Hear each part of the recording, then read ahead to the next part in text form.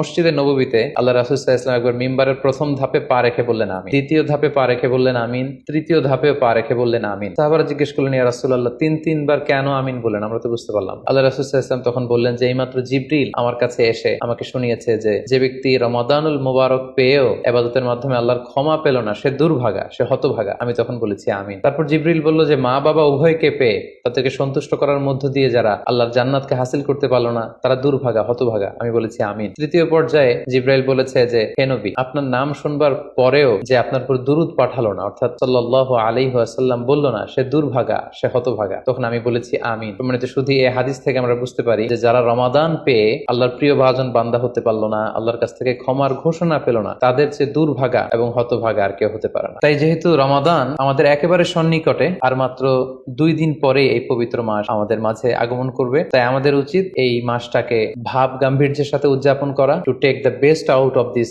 Blessed month. যত বেশি পরিমাণে সম্ভব নেক কাজ করে আল্লাহ তাআলার ক্ষমাপ্রাপ্ত বান্দাদের অন্তর্ভুক্ত হওয়ার চেষ্টা করা। আমরা যদি এই মাসকে উদযাপনের জন্য এখন থেকে একটা প্ল্যান করি বা প্রোগ্রাম করি এবং সেটার আলোকে যদি পুরো মাসটি আমরা পরিচালনা করবার চেষ্টা করি, তাহলে আশা করি খুবই ফ্রুটফুল ওয়েতে এই যে অফার দেওয়া হয়েছে, স্পেশাল অফার, এই অফার গুলোকে আমরা কাজে লাগাতে পারবো এবং বেশি বেশি ইবাদত করে আল্লাহ তাআলার প্রিয় ভাজনদের অন্তর্ভুক্ত হতে পারবো।